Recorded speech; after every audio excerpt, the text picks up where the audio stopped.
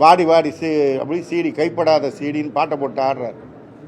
அந்த சிறு பெண் குழந்தைகளுக்கு போய் கால் சொடுக்கெடுத்து விடுறேன்னு சொல்கிறார். இது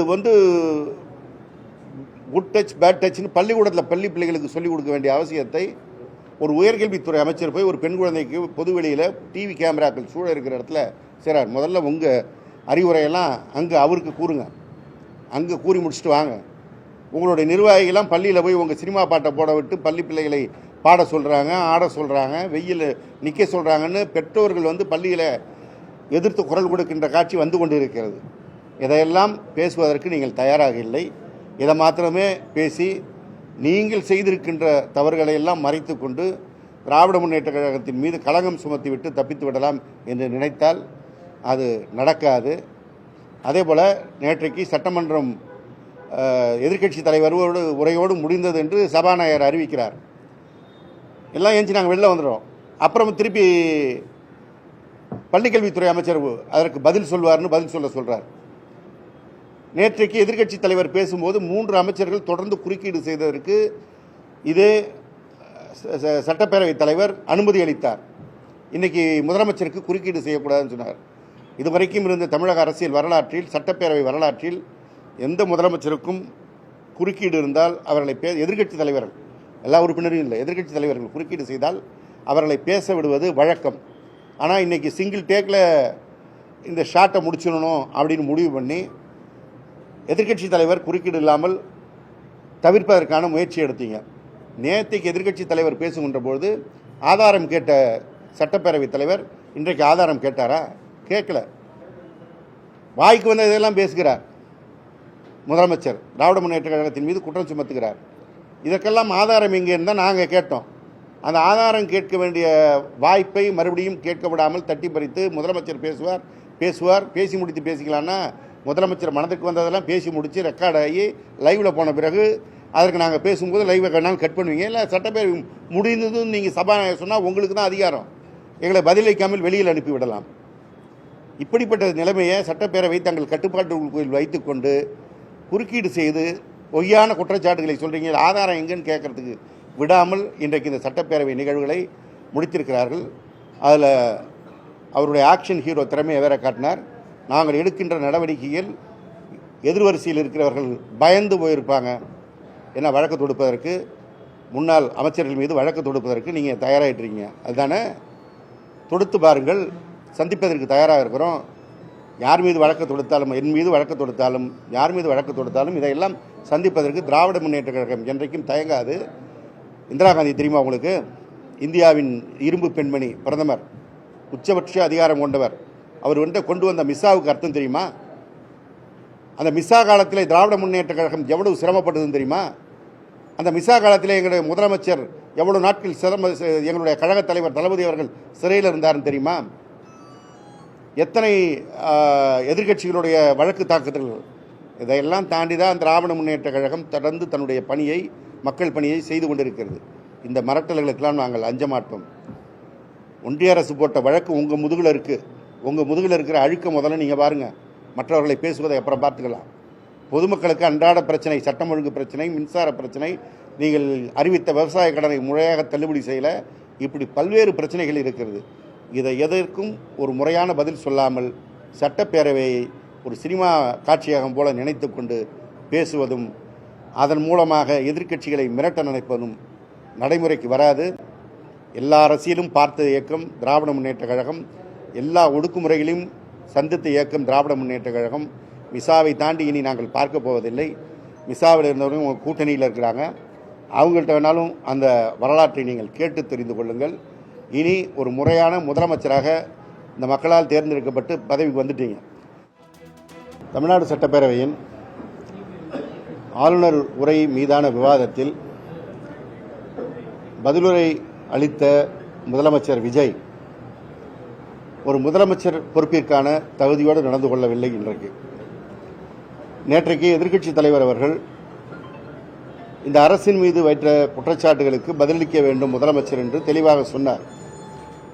ஆனால் அவர் வைத்த குற்றச்சாட்டுகளுக்கு பதிலளிக்காமல் திராவிட முன்னேற்ற கழகத்தின் மீது குற்றம் சுமத்துவதை மாத்திரமே தன்னுடைய பணியாக கொண்டு அவர் செயல்பட்டார். இன்னும் ஒரு எலெக்ஷன் மோடிலிருந்து சிஎம் மோடுக்கு மாறாமலே இருக்கிறார். எலெக்ஷன் மோடில் போய் எப்படி பேசுவாரோ அதே போல ஏற்றி இறக்கி பேசுவது, திரைப்படத்தில் நடிப்பது போல பேசுகின்ற பணியை மாத்திரமே இன்றைக்கும் செய்தார். சட்டமன்றத்தை ஷூட்டிங் ஸ்பாட்டாகவே அவர் நினைத்துக் கொண்டிருக்கிறார், ஸ்டுடியோவாகவே நினைத்துக் கொண்டிருக்கிறார். எதிரில் இருப்பவர்களுக்கு கேமரா முன் எப்படி பேசுவது அவருக்கு பழக்கமோ அதே பழக்கத்தில் தான் இன்றைக்கும் பேசினார். தமிழ்நாட்டுடைய தலையாய பிரச்சனையாக இன்றைக்கு பொதுமக்கள் கருதுவதும் அவர்கள் போராட்டம் நடத்துவதும் தொடர்ந்து நடைபெறுகிற வன்முறைகள், மிக குறிப்பாக பெண்கள் மீதான வன்முறைகள், சிறுமிகள் மீதான பாலியல் தாக்குதல்கள். இது குறித்து இன்னும் எதிர்க்கட்சி என்ற முறையில் திராவிட முன்னேற்றக் கழகம் எந்த போராட்டத்தையும் நடத்தவில்லை. ஆனால் பொதுமக்கள் மிக கடுமையாக இதற்காக போராடி கொண்டிருக்கிறார்கள். அது கோயம்புத்தூர் சம்பவத்தை ஒட்டி நடந்ததாக இருந்தாலும், கும்மிடிப்பூண்டியிலே அந்த சிறு குழந்தை பாதிக்கப்பட்டதை எதிர்த்து நடந்த சம்பவமாக இருந்தாலும், இது எதற்கும் அவர் பதிலளிக்க தயாராக இல்லை. அதேபோல தாவேக்காவை சேர்ந்த நிர்வாகிகள் பலர் மீது குற்றச்சாட்டு இருக்கிறது என்று பாதிக்கப்பட்டவர்கள் குற்றம் சுமத்தி அதன் மீது வழக்கும் தொடுக்கப்பட்டிருக்கிறது. அது குறித்தும் அவர் வாய் திறப்பதற்கு தயாராக இல்லை. ஆனால் இவற்றையெல்லாம் திசை திருப்புவதற்கு திராவிட முன்னேற்ற கழகத்தின் மீது தாக்குதல் நடத்துவதும் குட்டிக்கதை சொல்வதும் ஒரு முதலமைச்சராக அவர் நடந்து கொள்ள வேண்டிய நடைமுறைகளை விட்டுவிட்டு இன்னும் நடிகராகவே தன்னை நினைத்து கொண்டு செயல்படுகிறார் என்பதுதான் வருத்தத்திற்குரிய செய்தி. அதில் திராவிட முன்னேற்ற கழகத்தின் தலைவர் நேற்றைக்கு விவசாயிகள் போராட்டத்தை பற்றி சொல்லியிருந்தார். அது திராவிட முன்னேற்ற கழகம் தூண்டி விடுகிறது என்று சொல்றார். இன்னும் திராவிட முன்னேற்ற கழகம் போராட்ட களத்திற்கு வரவில்லை. ஆட்சி அமைந்து 40 நாட்கள் ஆகிறது. சட்டமன்றம் கூடி இன்னும் ஆளுநர் உரை மீதான விவாதம் முடியவில்லை என்று நாங்கள் காத்திருக்கிறோம். பொதுமக்களோ விவசாயிகளோ காத்திருக்க தயாராக இல்லை. ஆனால் அந்த விவசாயிகளை திராவிட முன்னேற்ற கழகம்தான் தூண்டிவிட்டு போராட்டம் நடத்துகிறது என்று அவர் சொல்கிறார். இன்றைக்கு அவருடைய ஆட்சிக்கு வெளியிலிருந்து ஆதரவு தருகின்ற, அதையும் அவர் சொன்னார், எந்த நெருக்கடியும் இல்லாமல் அவர்களே சுதந்திரமாக எனக்கு ஆதரவு தந்திருக்கிறார்கள் என்று. அந்த கம்யூனிஸ்ட் கட்சிகளில் ஒன்றான இந்திய கம்யூனிஸ்ட் கட்சி சிபிஐ விவசாயிகள் பிரச்சனைக்காக போராட்டத்திற்கு அழைப்பு விடுத்திருக்கிறது. அது திராவிட முன்னேற்ற கழகம் தூண்டிவிட்டதா? தங்களுடைய கூட்டணியில் இருக்கிறவர்கள் தங்கள் ஆட்சி நடத்துவதற்கு ஆதரவு தருவர்களே போராட்டம் நடத்துகிறார்கள். ஆனால் இது எதுவும் கலாயாதார்த்தம் புரியாமல் தனக்கு எழுதி கொடுத்த ஸ்கிரிப்டை மட்டும் பேசுகின்றவர் என்கின்ற காரணத்தினால் சட்டமன்றத்தில் இதையெல்லாம் பேசிக் கொண்டிருக்கிறார். அப்பா குறித்து குட்டிக்கதை சொல்றார். வழக்கமாக தேர்தல் போது குட்டிக்கதை சொல்லுவார். அவருடைய திரைப்பட பாடல் ரிலீஸு, பட ரிலீஸுக்கெல்லாம் குட்டிக்கதை சொல்லுவார். இன்றைக்கும் குட்டிக்கதை சொல்கிறார். அப்பா கதை. உங்கள் அப்பாவுக்கு நீங்கள் எப்படி நடந்து கொண்டீர்கள் என்பதையும் உங்கள் அப்பா பேட்டி கொடுத்திருக்கிறார். மரியாதைக்குரிய எஸ். ஏ. சந்திரசேகர் என்னுடைய மகன் என் கட்டுப்பாட்டில் இல்லை, புஷ்யானந்தி கட்டுப்பாட்டில் இருக்கிறார் என்று வெளிப்படையாக பேட்டி கொடுத்திருக்கிறார். அது குறித்து இன்னும் நீங்கள் எந்த தெளிவும் சொல்ல. என்ன சொன்னால், எங்களுடைய எதிர்க்கட்சி தலைவர்கள் சொன்னது போல கணவனை காணவில்லை என்று மனைவி செங்கல்பட்டு கோர்ட்டிலே வழக்கு தொடுத்திருக்கிறார். அப்பாவை காணாமல் மகளும் தவித்து போயிருக்கிறார்கள். நீங்கள் அதெல்லாம் விட்டுட்டு அடுத்தவங்க அப்பா கதை சொல்றீங்க. ஆனால் எங்கள் தலைவர் எப்படி ஒரு சிறந்த மகன் என்பதற்கு எங்களுக்கு எதிர்க்கட்சியாக இருந்தாலும் பாட்டாளி மக்கள் கட்சி தலைவர் மரியாதைக்குரிய டாக்டர் ராமதாஸ் சொன்னார், மகன் என்றால் மு.க. ஸ்டாலினை போல் இருக்க வேண்டும் என்று. தமிழ்நாட்டினுடைய இருக்கின்ற படிக்கின்ற பிள்ளைகள் அவரை எப்படி அழைத்தார்கள் என்பது எல்லோருக்கும் தெரியும். எனவே எங்களுக்கு அறிவுரை கூறுகிற வேலையை முதலமைச்சர் விஜய் நிறுத்திக் கொள்ள வேண்டும். முதலில் உங்கள் குடும்பத்தை நீங்கள் பாருங்கள், அடுத்தவர்கள் குறை சொல்வதை வைத்துக் கொள்ளலாம். இப்படி ஒரு டைவர்ஷன் பாலிடிக்ஸ் மூலமாகவே ஆட்சியை நடத்திவிடலாம் என்று நினைத்தால் பொதுமக்கள் பார்த்து கொண்டுதான் இருக்கிறார்கள். உங்களுக்கு வாக்களித்தவர்கள் 35%, உங்களுக்கு வாக்களிக்காமல் மற்ற கட்சிகளுக்கு வாக்களித்தவர்கள் 65%. இந்த 65%மும் உங்களை பார்த்து கொண்டிருக்கிறார்கள். உங்களுக்கு வாக்களித்த 35%மும் பார்த்து கொண்டிருக்கிறார்கள். உங்களை நம்பி வாக்களித்தவர்களுக்கான பணியை செய்யாமல் எதிர்க்கட்சி என்ற முறையில் திராவிட முன்னேற்ற கழகத்தின் மீது என்ன குற்றச்சாட்டு சொல்லலாம், அதன் மூலம் எப்படி பிரச்சனைகளை மடமாற்றலாம் என்று நினைத்தீர்கள் என்றால் ஏமாந்து போவீர்கள்.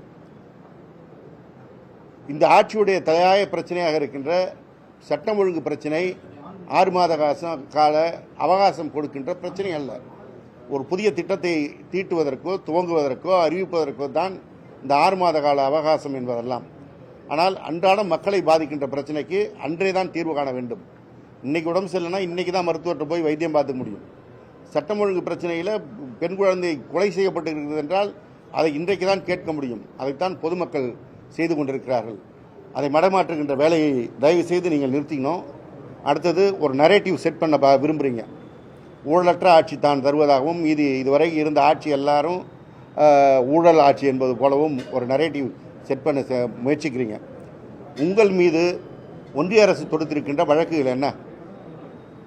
கார் வாங்கினதில் தவறு நடந்திருக்கிறது, வரி கட்டவில்லை என்று வழக்கு இருக்கிறது. நீங்கள் திரைப்படத்தில் நடிப்பதற்கு பிளாக்கில் சம்பளம் வாங்கின பிரச்சனை இருக்குது. உங்கள் படங்கள் பிளாக்கில் டிக்கெட்டில் விற்று ஓடிய பிரச்சனை இருக்கிறது. ஆனால் இதையெல்லாம் செய்துவிட்டு ஏதோ உத்தமர் போல், நீங்கள் தான் இந்த நாட்டை காக்க வந்த காந்தி போல் சட்டமன்றத்தில் நின்று வசனம் பேசுவது கதைக்கு உதவாது. உங்களுடைய போக்கை நீங்கள் திருத்தி கொள்ள வேண்டும். வாய் திறக்கவில்லை என்று வாய் திறங்க சார் என்று சிஎம் என்று சொன்னதுக்கு காரணம், பாதிக்கப்பட்ட பெண் குழந்தைகளுக்கு என்ன நீதி கிடைக்கும், அந்த பாதிப்புக்கு உட்படுத்திய உங்கள் கட்சி நிர்வாகிகளுக்கு என்ன தண்டனை, இப்படி கேட்க தான் உங்களுடைய உயர்கல்வித்துறை அமைச்சர் போய் உங்கள் பாட்டு போட்டுட்டு டான்ஸ் ஆடுறார். வாடி வாடி அப்படி சீடி கைப்படாத சீடின்னு பாட்டை போட்டு ஆடுறார். தன்னிச்சையாக தான் போனாங்க. நாங்கள் அதில் எங்களுக்கு பிரச்சனை இல்லை, தன்னிச்சையாகவே போனதாக இருக்கட்டும். எந்த கூட்டணியிலிருந்து அவங்க ஓட்டு வாங்கினாங்க? திராவிட முன்னேற்ற கழகத்தின் கூட்டணியில் நின்று திராவிட முன்னேற்ற கழக தோழர்களும் வாக்களித்து தான் அவர்கள் வந்திருக்கிறார்கள். நான் சட்டப்பேரவையில் பேசும்போது சொன்னேன், எனக்கு வாக்களித்த என்னுடைய வெற்றிக்கு உழைத்த கூட்டணி கட்சி தலைவர்களுக்கு நன்றின்னு. நேற்றைக்கு முஸ்லீம் லீக் சார்பாக பேசிய வாணியம்பாடி சட்டமன்ற உறுப்பினர், என்னுடைய வெற்றிக்கு பாடுபட்ட திராவிட முன்னேற்ற கழக தலைவர் தளபதி அவர்களுக்கு நன்றின்னு அவர் பதிவு செய்திருக்கிறார். எனவே திராவிட முன்னேற்ற கழகத்தின் வாக்குகளில் வெற்றி பெற்றவருடைய தோளிலில் தான் நீங்கள் உட்கார்ந்துருக்கீங்க. வாக்களித்த மக்கள் சட்டப்பேரவை அந்தந்த தொகுதியிலிருந்து பார்த்துக்கிட்டு தான் இருக்காங்க. இந்த சினிமா வசனம் பேசுவதை நிறுத்திக்கிங்க.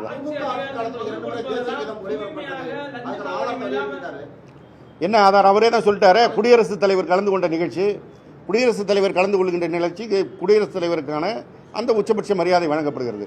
இந்த சட்டப்பேரவையில் சபாநாயகர் ஆளுநர் இதுவரைக்கும் பேசினப்ப என்ன நடைமுறை இருந்ததோ அந்த நடைமுறையை தான் நாங்கள் நடைபெறுத்த சொல்கிறோம்.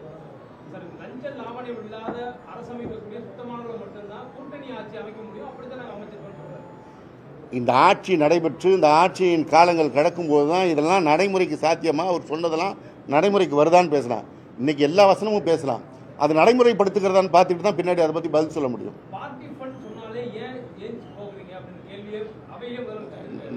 நீங்கள் சொல்கிற குற்றச்சாட்டு அனைத்தும் ஆதாரம் இல்லாமல் பேசுகிறீங்க. பார்ட்டி ஃபண்டுக்கு ஆதாரம் இருக்கா? ஆதாரம் வச்சுருந்தா வெளியிடணும். வெள்ளை அறிக்கை வெளியிட்டாங்கல்ல, நிதிநிலை சரியில்லைன்னு, அதுபோல் வெளியிடணும். வெளியிடாமல் வெற்றுமே சட்டமன்றத்தில் பேசி நீங்கள் அதை லைவில் போட்டு ரீல்ஸ் எடுத்து கட் பண்ணி போட்டு அதன் மூலமாக தனக்கு வாக்களித்தவர்களுடைய மனதை மயக்குவதற்கு, அவர்களை மகிழ்ச்சிப்படுத்துவதற்கு தான் இந்த வேலையை செய்கிறீங்க. ஆதாரம் இருந்தால் நடவடிக்கை எடுங்க. சந்திப்பதற்கு திராவிட முன்னேற்ற கழகம் என்றைக்கும் தயாராக இருக்குது. இன்னொன்று சைகை செய்கிறார்.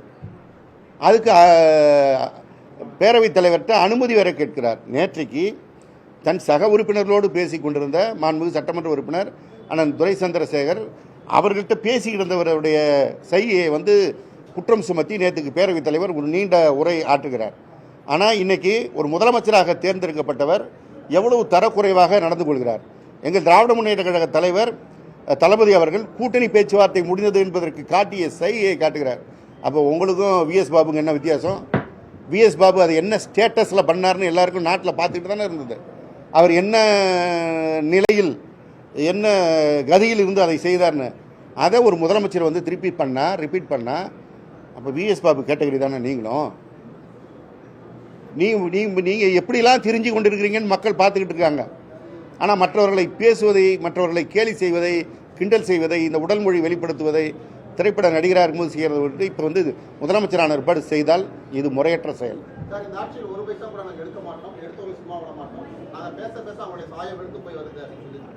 இதுதான் திரைப்பட வசனம். இப்போ தாங்க 40 நாள் ஆகுது. உங்கள் கதை என்னங்கிறத இன்னும் பட்ஜெட் கூட்டத்தொடர் முடிந்து 6 மாதம் ஆகட்டும், டெண்டர்கள் விடப்படட்டும், மற்ற பணிகள் நடக்கட்டும், பார்ப்போம். அதை தான் நான் திருப்பி கேட்குறேன். பார்ட்டி ஃபண்டுக்கு என்ன ஆதாரம் சொல்கிறீங்க? அப்படி இருந்தால் அதற்கு ஆதாரத்தை காட்டுங்க, நடவடிக்கை எடுங்க. நாங்கள் தயாராக இருக்கோம்.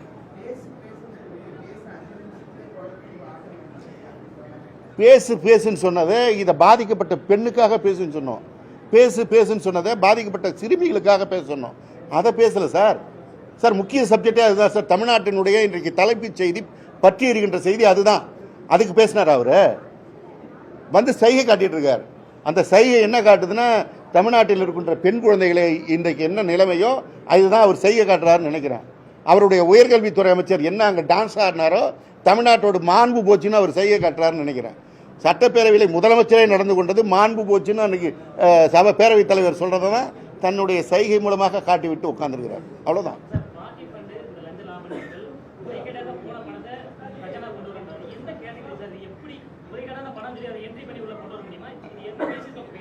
இல்லை, அவங்க ஆதரவாளர்கள் முன்னாடி ஒரு முறை சொன்னாங்க, இந்த திட்டங்களை தீட்ட பணம் இல்லை என்றால் எங்களுடைய தலைவர் சொந்த பணத்திலேருந்து கொடுப்பாரு 2500 ரூபாய்னாங்க. அது மாதிரி சொந்த பணத்திலேருந்து போடுவாரா என்னமோ. இதெல்லாம் சினிமா வசனங்க. பொதுமக்கள் பார்த்து கொண்டு இருக்கிறார்கள். எல்லாரும் விவரம் தெரியாமல் இந்த வசனத்தை பார்த்தே ஓட்டு போட்டாங்கன்னு நினைக்கிறார். வசனத்தை பார்த்து ஓட்டு போட்டவங்க 35% தான். அந்த 35%த்திலும் குழந்தைகள் சொல்லி பேரப்பிள்ளைகள் சொல்லி ஓட்டு போட்டவங்க எத்தனை சதவீதம் இருக்குது? அதிமுகவில் இருந்தவங்க அதிமுக வெற்றி பெறாதுன்னு நினச்சி இவர்களுக்கு மாற்றி ஓட்டு போட்ட கதையெல்லாம் இருக்குது. அவர்கள்லாம் இதெல்லாம் பார்த்துக்கிட்டு தான் இருக்காங்க.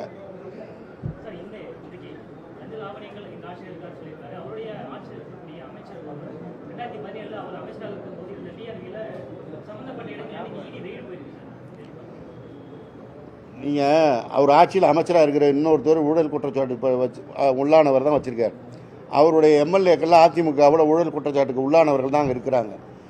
ஏன் அதை தான் நேராக சொல்கிறேன். அவர் முதுகில் அழுக்கு இருக்குது. நீங்கள் இப்போ உங்களுக்கு காருக்கு டாக்ஸ் கட்டலைங்கிற பிரச்சனை உங்கள் மேலே வழக்கு இருக்குது. நீங்கள் திரைப்படத்திற்கு வாங்கிய பணம் உண்மையாக முழுமையாக வெள்ளையாக வாங்கவில்லை, அது பிளாக்கில் வாங்கினீங்க, பிரச்சனை இருக்குது. உங்கள் படங்கள் பிளாக் டிக்கெட்டில் விற்கப்படுது இருக்குது. இன்னும் வெளிப்படையாக சொன்னோம்னா அவங்களே சொல்லியிருக்கிறாங்க, எங்கள் கட்சித் தலைவருடைய ரசிகர் மன்ற தலைவர்களாக இருந்து திரைப்படத்தை ஓட்டியவர்கள் தான் உள்ள எம்எல்ஏவாக இருக்கிறாங்கன்னு. இது எல்லாத்தையும் கணக்கெடுத்து எல்லாத்தையும் பேசிட்டோம்னா முறையாக இருக்காது.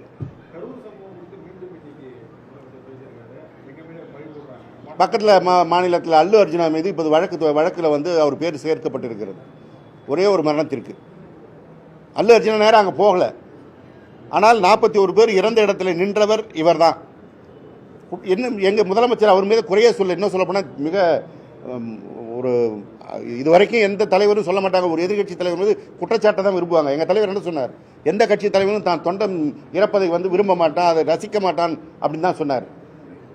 ஒரு புதிய கட்சி ஆரம்பிச்சிருக்கீங்க, இது உங்களுக்கு விவரம் தெரியாமல் நடந்திருக்குன்னு சொல்லி எங்கள் முதலமைச்சர் கருணையோடு நடந்து கொண்டதனால தான் இன்றைக்கு இந்த பேச்செல்லாம் நீங்கள் பேசுகிறீங்க. அல்லு அர்ஜுனா மீது வழக்கு தொடுப்பது போல் ஒரு வழக்கு தொடர்ந்தால் நீங்கள் உங்கள் கேரியர் உச்சம்லாம் கேரியர் கலண்டுருக்கும் தெரிஞ்சிருக்கும். நன்றி.